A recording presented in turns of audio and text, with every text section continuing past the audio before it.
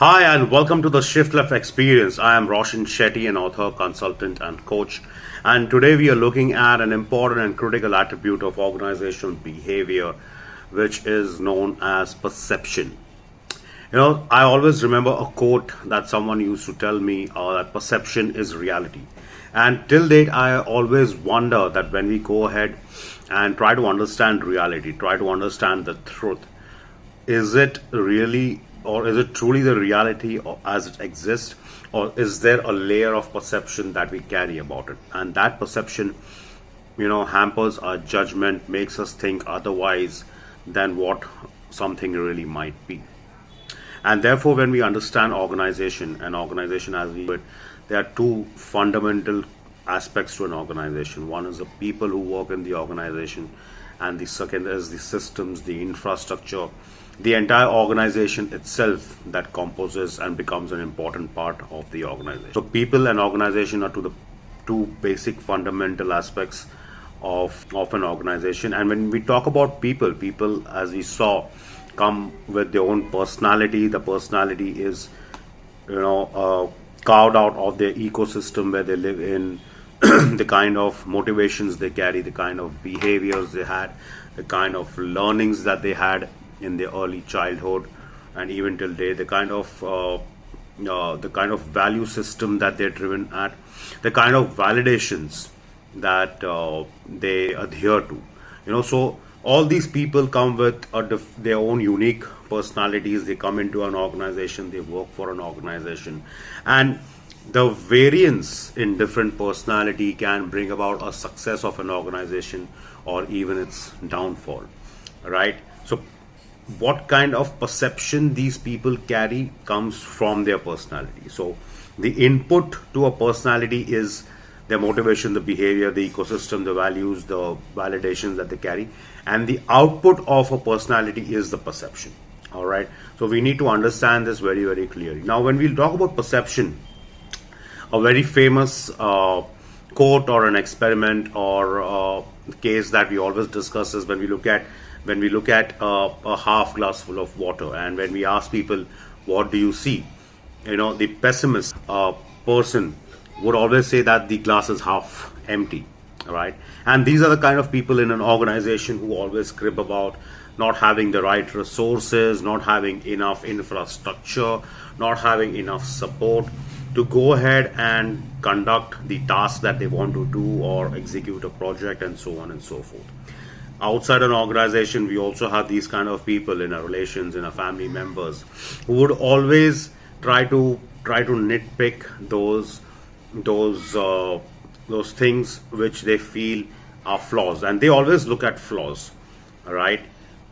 They can also be very, very curious to understand that how would something be executed if something is missing.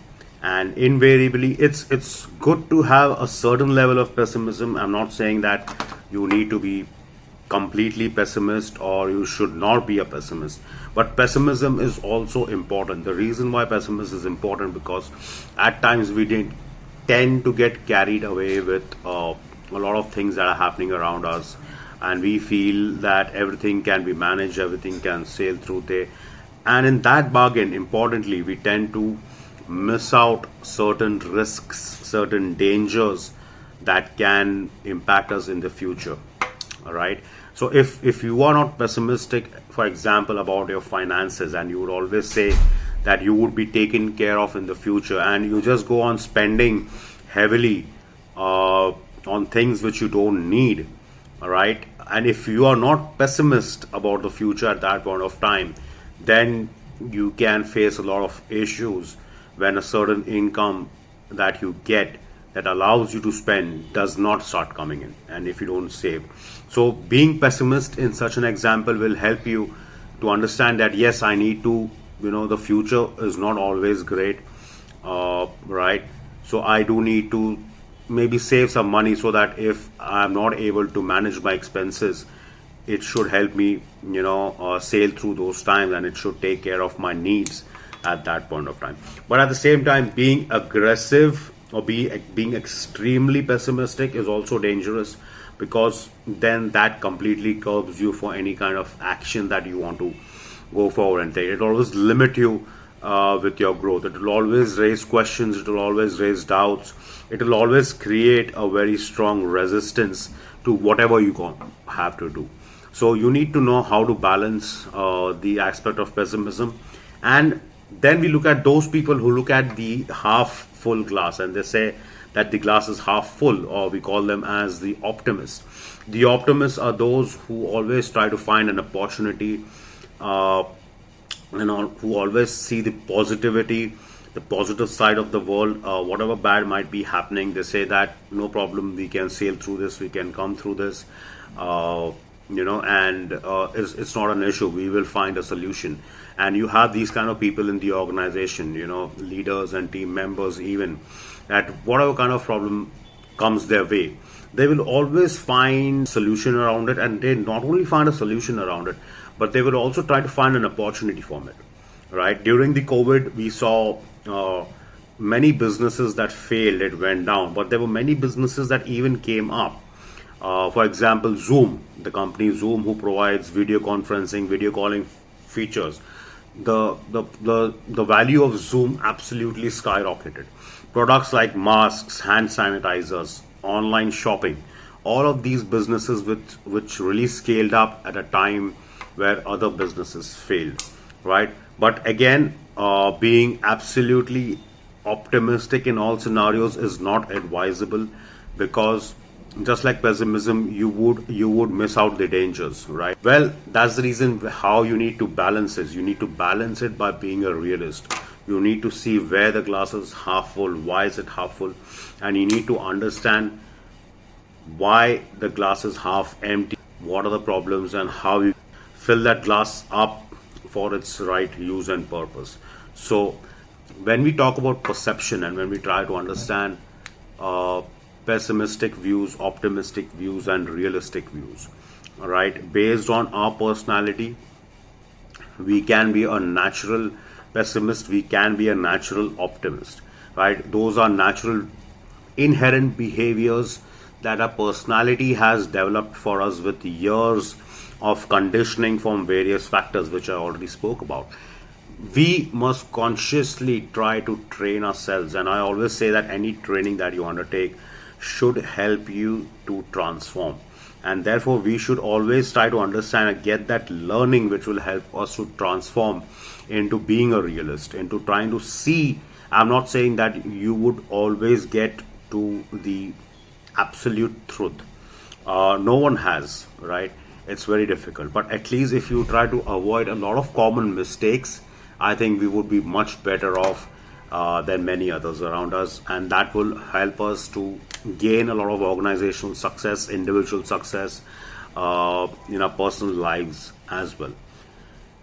When we speak about perception, right, and if you see the figure on the screen right now, and if I ask you which line is bigger, correct, invariably many of us, unfortunately this is a video download so I cannot ask questions, but invariably many of us would say the top line is bigger than the bottom line.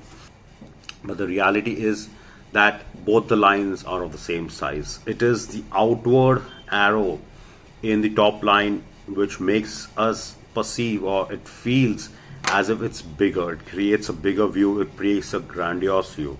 At the same time, as if you look at the bottom line is, the arrows are drawn inwards, which is contracting that length of the line, and hence it is making it look as if it's smaller than it really is. At the same time, if you look at these two circles in the center of the two diagrams, and if I ask you which circle is bigger, the two circles in the center, which one is bigger, you would invariably say the one to the right is bigger, but in reality both are of the same radius and diameter, both are of the same size. It are the things around it, the smaller circles and the larger circles, that make it look bigger and smaller. And this is really what perception is all about. If we look at something, it's not about, we just don't look at a thing or an object in isolation. We look at things and objects with its ecosystem, with the things around it. if we pay too much attention to celebrities, celebrities who exist in movies, maybe in the field of sports, right? What exactly is creating that hype around celebrities? Have you ever thought of it? It's the media, right? And if you look at celebrities moving around without any media, without people clicking pictures of them, without them posing or without them endorsing any brands, uh, they are just normal people. You would not even recognize a celebrity even when if he stands next to you. It is the media, it is the entire hype that is created that creates an aura of a celebrity, and that's the reason many celebrities like to move around with an entire group of people. They don't like to move around alone because they are afraid, they are scared, uh, they are anxious that their celebrity and their status would go down if that hype and that aura about them is not created. So celebrities do a lot to manage or to create that perception of themselves in front of the audience, because they play larger than life characters on the screen, and they want people to see them that way. They lose their charm, they lose their aura if they are not seen in that light. And that's really, because we look at the entire picture, we don't just figure out on one aspect and we just don't focus. And that's very important to understand and focus on what is really happening around us. Now, when we speak of perception and what impacts perception, okay, if I ask you, what are the things that build your perception? Okay, it's our senses, the five senses that we carry: the sense of smell, the sense of sight, the sense of touch, the sense of taste, and the sense of hearing something, right? We get in touch with the world with these five senses, and therefore these five senses are extremely important. When we see something, immediately we make an observation, and immediately there's some amount of judgment that we make on our mind. When we taste something, something might be sweet, something might be bitter, immediately the reaction that comes out after tasting it is based on the perception, our senses, that gets formed. When we smell something, okay, if something smells really nice, it puts us in a good mood. But if something has a bad smell or a foul smell, we have that look of disgust on our face, right? And that's the sense of smell creating perception. At the same time, when we hear something, we hear some melodious music, it really calms us down if we are stressed. But if we hear some loud music, of suddenly some bomb blasts at some place, we get scared. And that is how sound creates a perception. Also, the moment we touch, as a kid, we had this habit of touching something which you're not supposed to. I, as a kid, I remember I was not even a year old, and my mother had kept a bowl of hot tea in front of me, and I just touched it, and it burnt my. I in fact dropped that hot tea on my leg, and I just burnt my thigh, and those marks are still on my thigh. And since then I knew very well I should not be touching something which is extremely hot, and that's the way our learning is developed. That's the way how we gain knowledge about things, and that's the way how our perceptions are developed. So the five senses are very, very important in creating a perception. Just a note over here, amongst these five senses, the sense of smell is the strongest.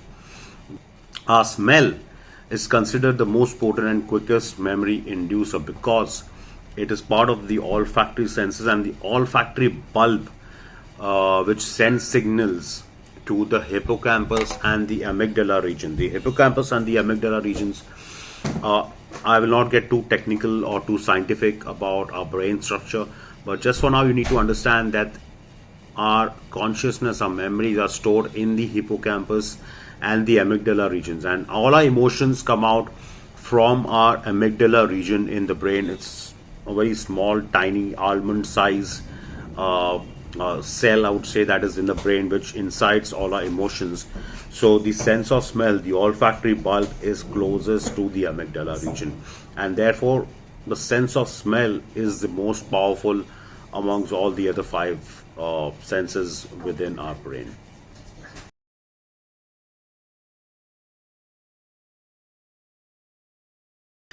As I spoke about perception and perception being an output of our personality, the output of perception is bias.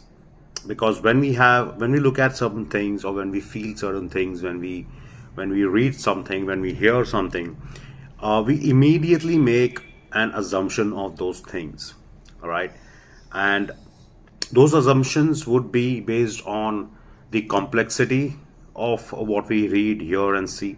For example, if we see something which is familiar to us, we don't exert too much stress on our minds to comprehend what it means. We immediately understand it and immediately come to a conclusion of what it has to be done. For example, when we see food, and if we are hungry at that time, we don't need a certain signal of food. We don't need to think that we need to grab that piece of food that is in front of us and eat it because we are hungry. We know that that is the routine that we need to follow. When we get up in the morning, we know the routine that we have to follow, right? But at the same time, if you look at a complex mathematical problem or complex mathematical calculation, immediately it kind of seems unfamiliar if you're not a mathematical wizard, and immediately your mind switches off from the intuitive aspect of your brain, and it gets into the thinking aspect. You suddenly start thinking about it, right? And then you make a perception about it that this might be tough, this might be not easy to handle, and there are ways and there are methods then you adopt where you're trying to kind of avoid those complexities and try to get an easy way out. This is exactly how perception works when we look at some things, and we always try to find, the mind avoids taking effort. The mind is lazy and it doesn't want to take the effort. It always tries to get to the easy way out.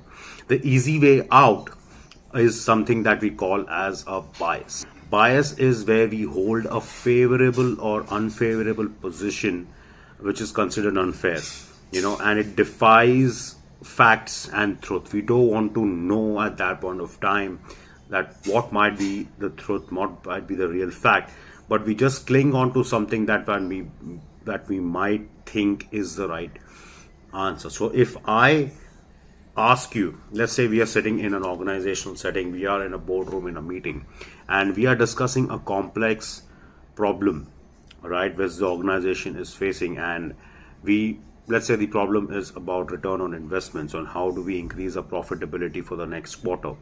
Now, this is a fairly complex problem in an organization, and if your organization has been stagnant for some time, this becomes really, really tough for those people in the boardroom, because then you have to explain to the board of directors, to the investors, and so on and so forth. Now the leader out there will raise a question on how do we increase the profits, right? And the things that you have adopted in the past is not working.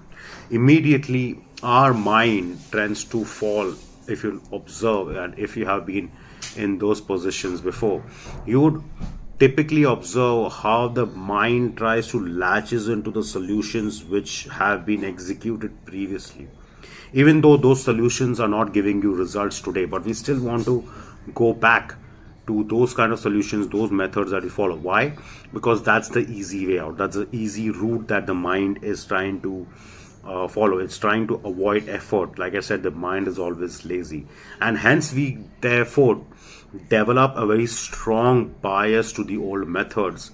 And because we develop very strong bias to the old methods, we avoid, or we tend to miss out to find new ideas or innovate and find out new avenues of generating profit and generating growth. At the same time, we look at something known as the cognitive bias. Now, cognitive bias is an error in thinking when we interpret and process information that affects our decision or judgments.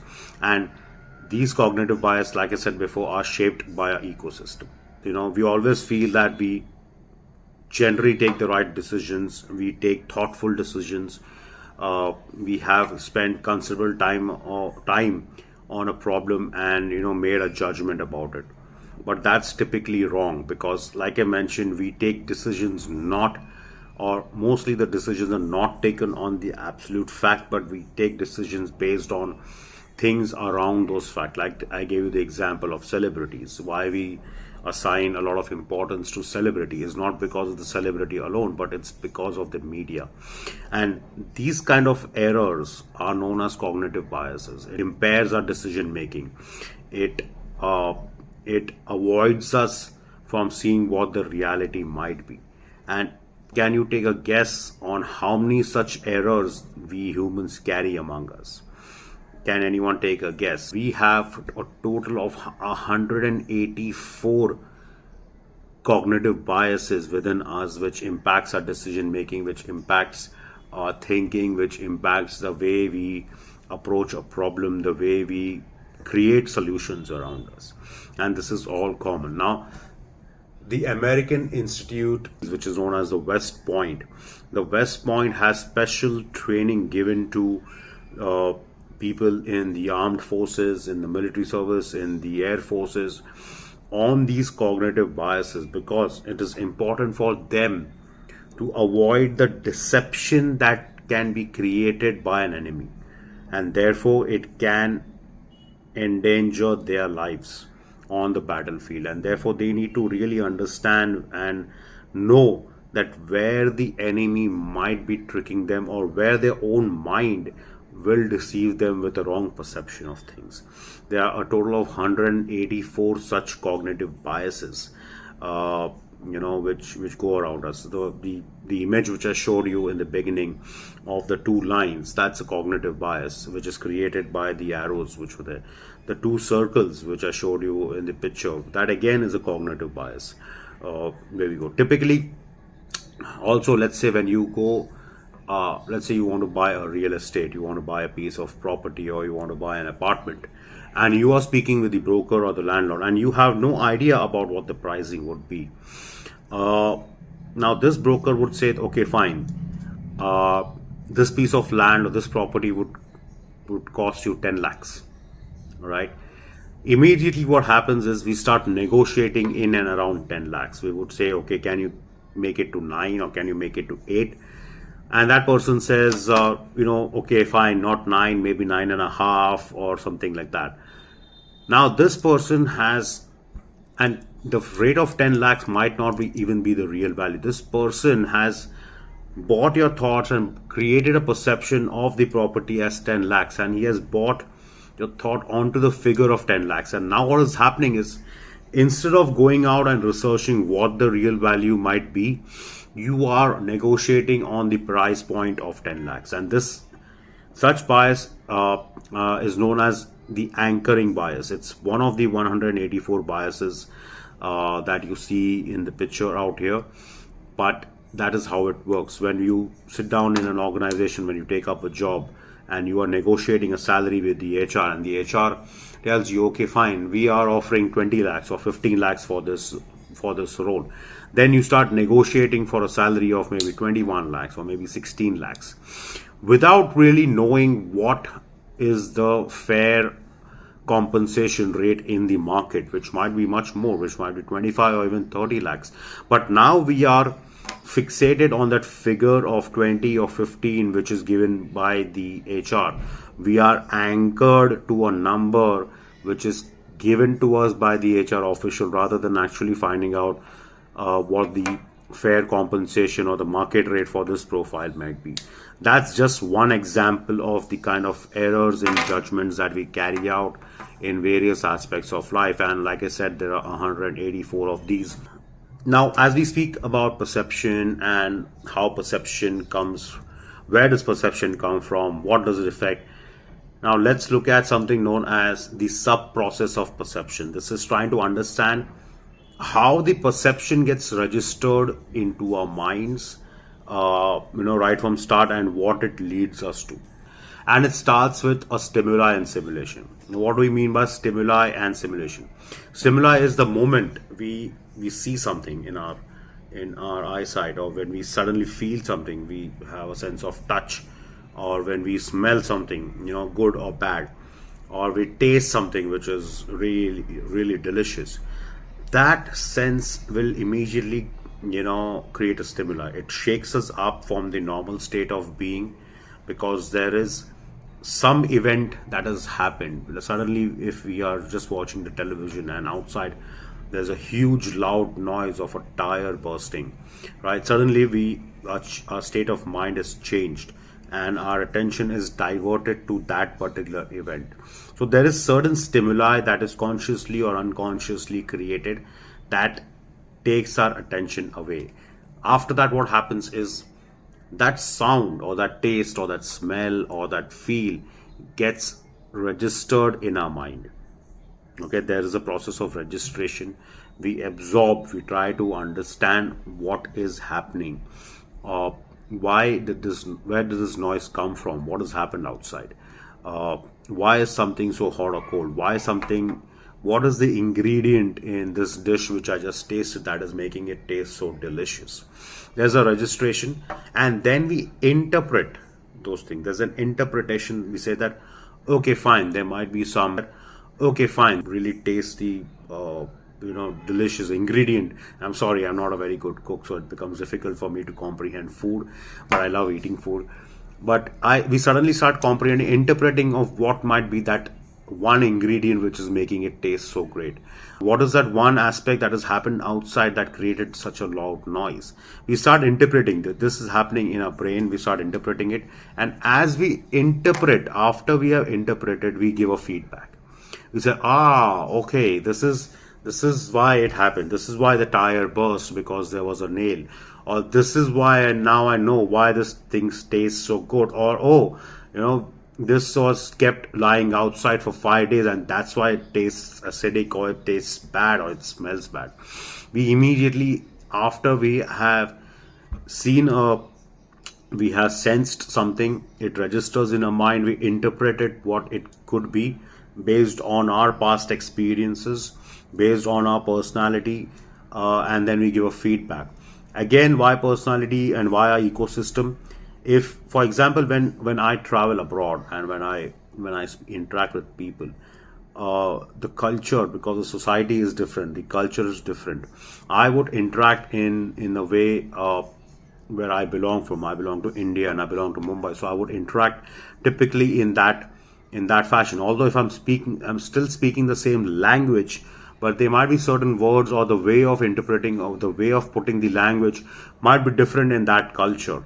And if I speak with someone who might get offended to it, I see that they have a very strong reaction to what I have said. And then I realize, okay, fine, this is not the way I need to speak. So that I speak with them with a certain perception, with the initial perception, and then the perception changes.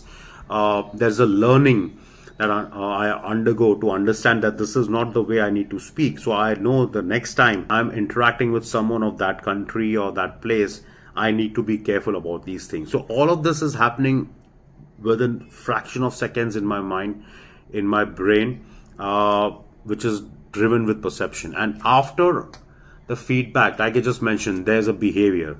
In my instance, when I changed the way I was interacting with those people of a different country, there was a change in behavior. In an organization, if you undertake some project and if you derive success out of it, that success would be with a lot of struggles and a lot of failures also, but eventually you end up reaching where you want it to be. But during that process, there's a lot of learning, and that learning will change your behavior. And once a behavior changes, there is consequence, right? Either you would be rewarded or you would be punished. If you have learned from your behaviors, you have done the right steps, maybe you would be rewarded with success, with growth. But in case if your behavior, if you have got the wrong feedback and you have got into a long feedback loop of saying that this is not the way it should be done, or if you still go ahead and do something in spite of that being dangerous or not conducive to the project, and if your behavior does not change, then there would be a bad consequence to it. So this is the entire cycle. We call it as the sub process of perception. And in the process, we have these three elements: the registration, interpretation, and feedback steps, which is very, very critical. How we absorb things, how we interpret those things, and what kind of feedback we give to ourselves about those things. If something is good, bad, dangerous, scary, or something that makes you happy, and so on and so forth.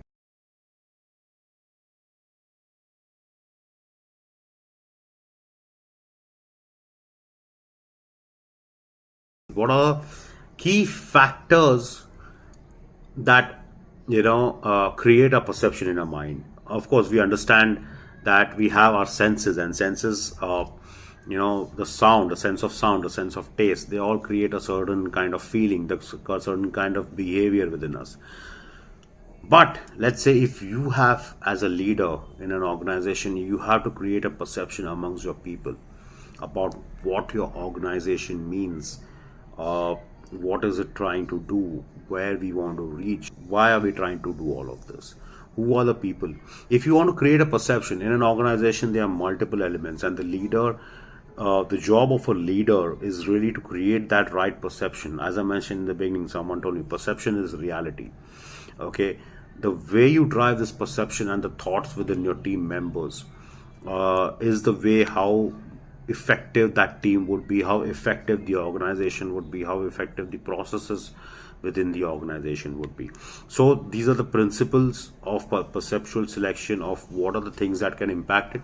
There are 6. One is size. Okay, if you want to put something which is very important, you would rather create a very big poster about it, and you would put it all across the organization to imply that this is something which is very important for the organization. During elections, why do leaders who are competing in the elections put large size posters of themselves all across the nation or a city? Is to create that recall value within people that they are there, this is who we are. And typically they would mention the good things which they have done in large size posters. The same thing happens in an organization. Again, I give a lot of examples of movies. When a movie is getting released, we would see large posters all around. And why have you ever wondered why these are not small posters but large posters? Is because size matters, right? Again, when you want to create the perception of a project which is very, very important, you have to look at a very macro level and say that at what level, at what scale will this project impact. So this is the perception of size on a project or a work that you do or an organization that you build, everything. The second aspect on the principles of perpetual selection is intensity. How would you create a great recall within the mind share or the minds of the people? And therefore you see that leaders, when they want to create a change, they will call for a huge event, they will spend a lot of money, they will have an R&R, a recreation done, so that the grandiosity, the huge spend which has been done on the event triggers or gets registered within the minds of people. They remember that why this is happening, what this is all about. If you see anyone promoting an event, promoting a book launch, there would be a huge event. The intensity that you creates a big recall. It draws attention towards you, and therefore it becomes an important aspect of perception. The third aspect is repetition. How often do you repeat the change process to your organization? Leaders generally tend to believe that they communicate enough to the team members, and therefore the perception of what the change is has been registered. If you remember the process of registration in the sub process, they feel that the process has been registered into the minds of the people, but it is not. We need to keep communicating, we need to keep repeating. That's the reason the corporate planning, the corporate communications, the marketing team, the HR team, whenever a new system or a new policy or a new rule has been introduced into the organization, they need to keep repeating, because they need to get that registered into the minds of people, and hence repetition becomes important. Novelty and familiarity. As I mentioned earlier in the session today, we cling to things which are familiar with us, which is easy to understand, or which is attractive, right? So if you want to get or create a very positive, good perception about anything, your organization or a project, you will make your organization be seen, or you will create a very good sense about your organization, or give information to people in a very simple way which is familiar to them. If I'm a leader And if I talk about 10 things which are jargons, those people will not be able to understand what I'm speaking, and therefore they will not catch the idea and they will just drop it. But if I speak in plain simple language which is easy to understand, they will get the idea because they are familiar with these set of words, right? And therefore it will latch on to them immediately. If I present to you something which is gross, which is not right, or not of the right quality, you will not consume it, you will not go near it. But if I give you something in a beautiful packaging, and that's why marketing, packaging, branding is extremely crucial when you are trying to sell a product, because that's the kind of perception you create. Why do brands charge a premium for their products, even though the products are of the same quality that you would find with so many other brands, and on their branding, their product design, and their packaging? So novelty and familiarity again become important in perception. Contrast. If you want to highlight or you want to say something important in a large chunk of information, you need to create enough contrast. So the use of black and white.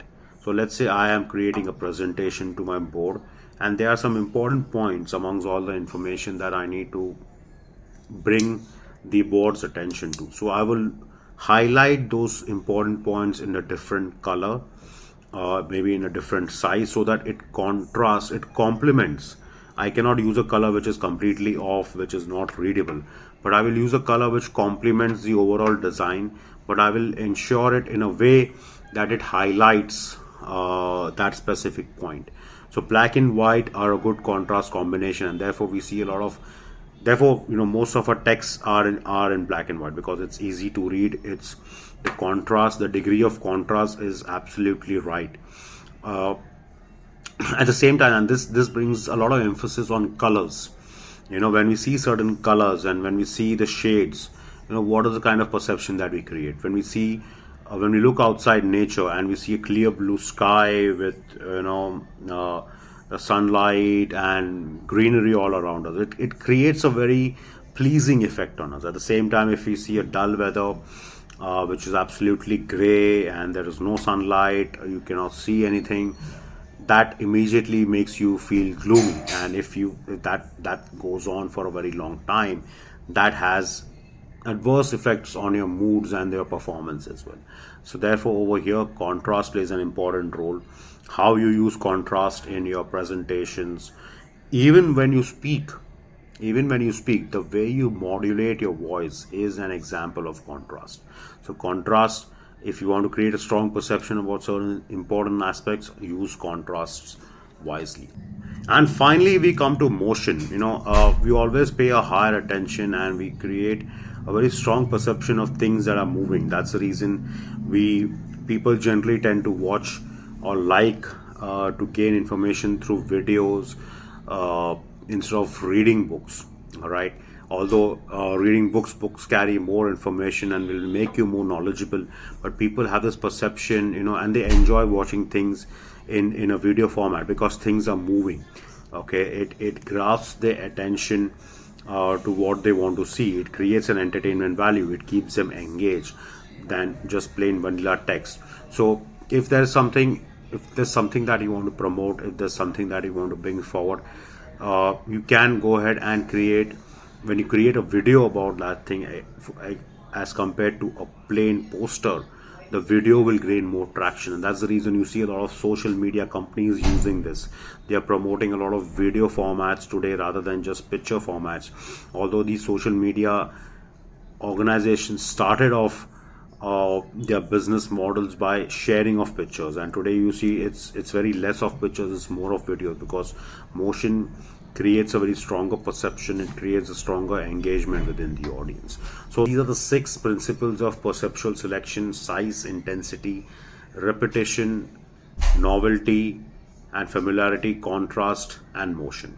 Okay, so when you want to create a perception within your team members, within your bosses, within your organization, even in your personal lives, you can use a combination of these, any one of these or all of these, so that you can put your point across in the right way to people, and people get the right idea, because like I mentioned, we have a bias towards things that are known to us and which belong to us. How would you create that same bias or that familiarity with other people? Because the others will not look at your work with the same lens as you do. They will look at your work differently, or they will interpret your work differently as you do. How do you ensure that both your thoughts are on the same lines? And therefore perception management becomes an important aspect in an organization and even personal life.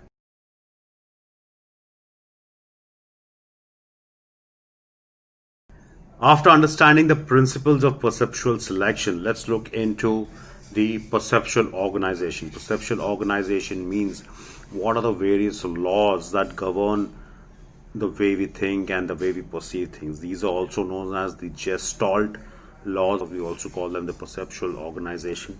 And it says that our perception are driven by certain laws, certain rules, which draws our attention and which helps us to think or make sense of the world around us. The world is chaotic. It's not in an organized form, but we look at things in an organized way. We generally tend to look at the world in a straight line, and there is a reason why we look at the world at a straight line is because of our senses, how our senses are aligned and how we try to make sense of it.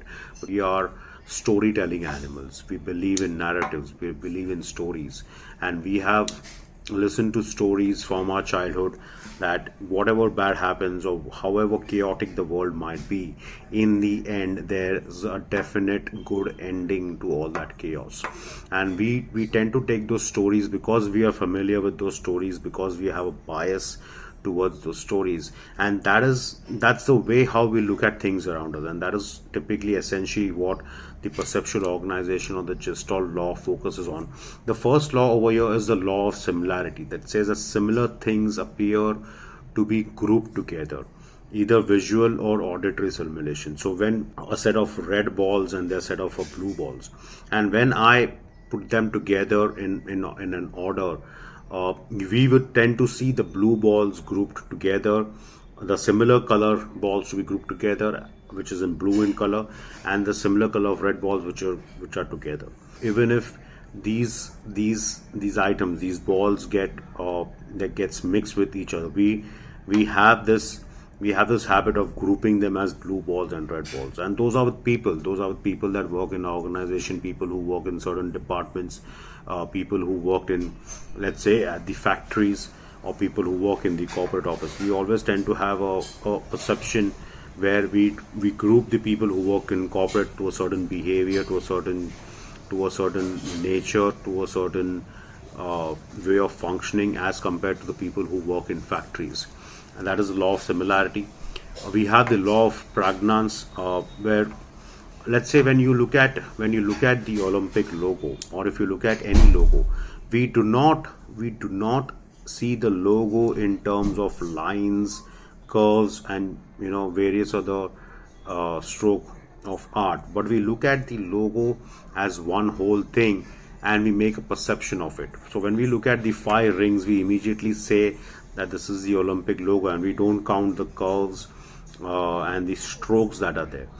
The entire story is one unified story of the Olympic logo.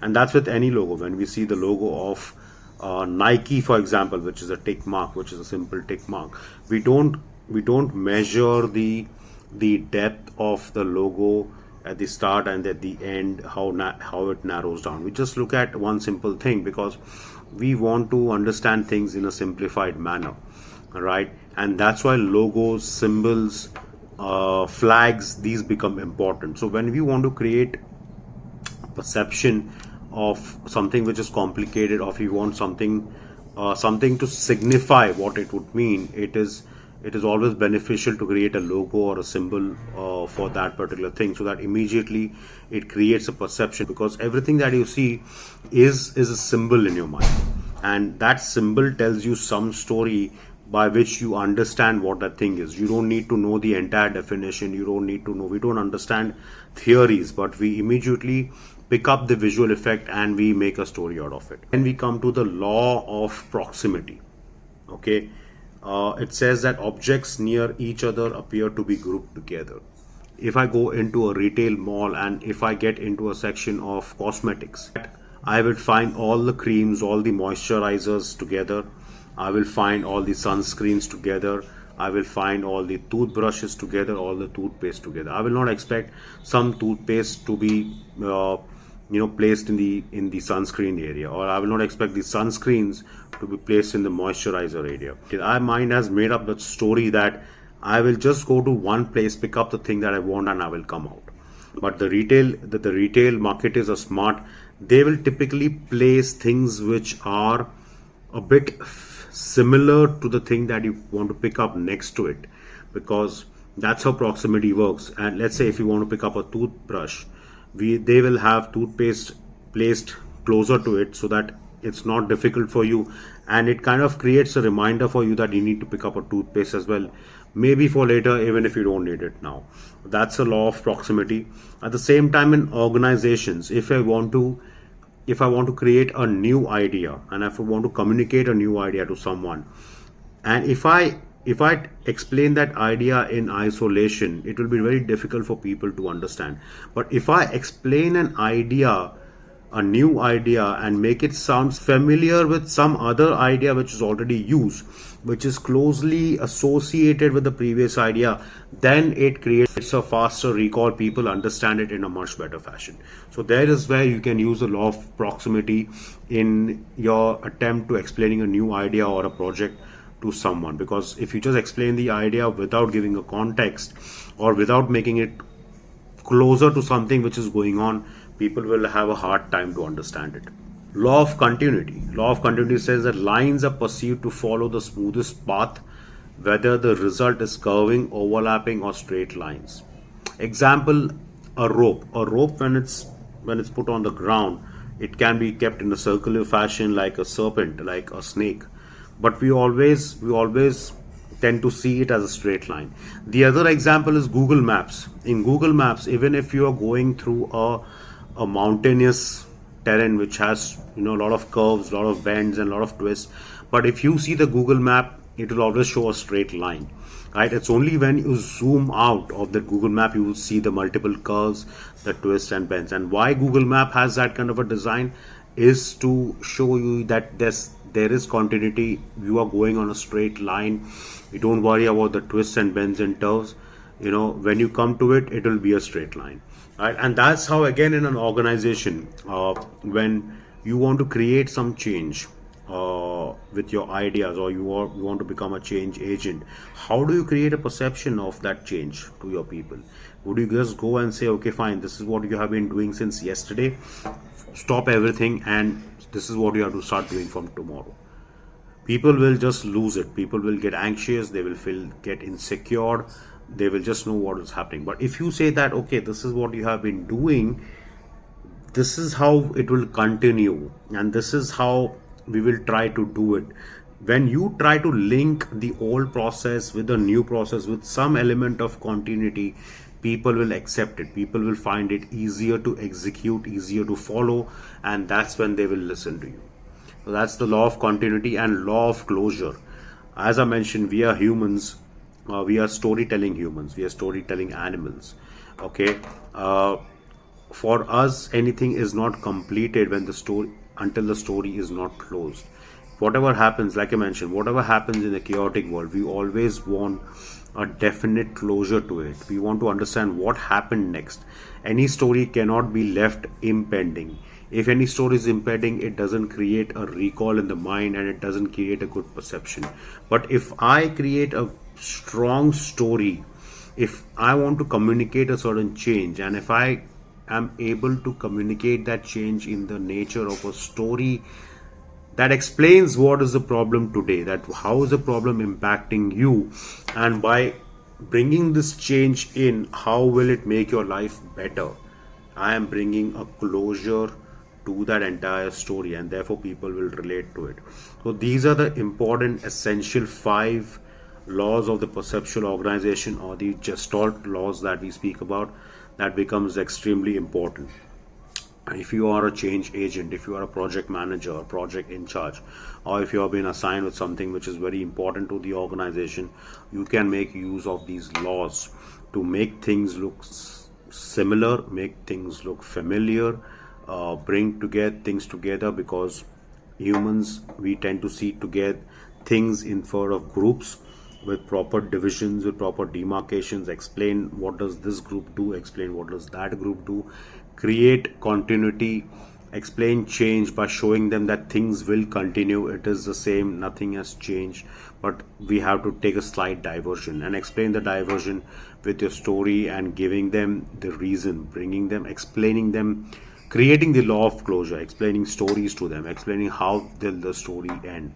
That is what people want to see, and that's how you create a very strong and robust perception about things in an organization, even in your personal lives, in your ideas.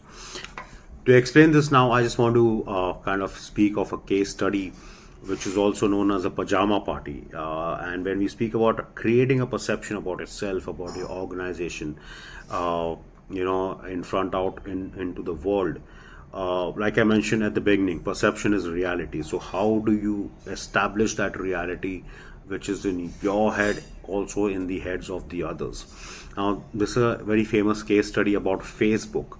When Facebook just got launched, there were many investors who came to them, and they wanted to invest heavily in Facebook. But Facebook was very smart, Mark Zuckerberg was very smart, and he wanted to create that perception of being above everyone else, being different from everyone else.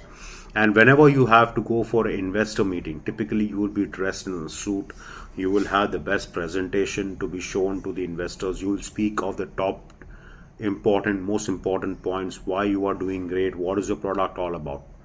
But Mark Zuckerberg did the exact opposite. When he had to meet investors, and I believe it was Sequoia, when they had to meet the investors, he went up dressed in pajamas. All right. And that immediately caught the attention of the investors, saying that who is this 20-odd-year-old kid in our office wearing pajamas? And then someone told me that's Mark Zuckerberg, the founder of Facebook. And that immediately created that first perception about that person, of saying that, okay, fine, this guy is someone who is very confident of himself, and he really doesn't believe in using or wearing formal clothing to create an impression. He is very confident. That's the kind of perception he created. And he innately also created perception that I do not care for your money. I don't need to dress up for your money. And that's how the perception was created. When they presented their deck to Sequoia, they didn't come up with the best things that Facebook do. The first slide that they presented was the 10 things why someone should not invest in Facebook. And those are all the 10 problems that they had, including their partner, whom Sequoia had banned many years ago at that point of time. So, and his name was Sean Parker. I was just trying to guess the name. Sean Parker was one of the early investors of Facebook, and Sequoia had a bad history with Sean Parker in the past. So they also mentioned that Sean Parker is one of our investors among the other 9 reasons. What that did was that created a very strong impression about Facebook in the investors, so strong that they desperately now wanted to invest in the product, because they said that here is the investor who's in pajamas, here is the founder who is in pajamas, come to our office, not bothered about our money. He is talking to us about the problems, which means he is open to us about a product. Amongst all the good reasons that they have put up the bad reasons in front of us. So at times, a negative, Mark Zuckerberg tried to create that positive perception by showing negativity, And the only reason he could do that because his product was extremely strong, extremely robust, and he knew that investors were lined up, but he wanted to get the maximum value out of the investors. And that's the reason, that's the way he created perception. If you look at Mark Zuckerberg today, he always dresses up in a gray t-shirt and jeans, which gives the perception that he's completely focused. He doesn't waste much time on thinking what he has to wear every day to work, and that also reduces, or that also saves his decision making skills. So there it is, the way you build perception, the way you create perception by using the various laws of perception, by using the sub process of perception, understanding the sub process of perception, you can really make a tremendous impact on the people around you. Thank you.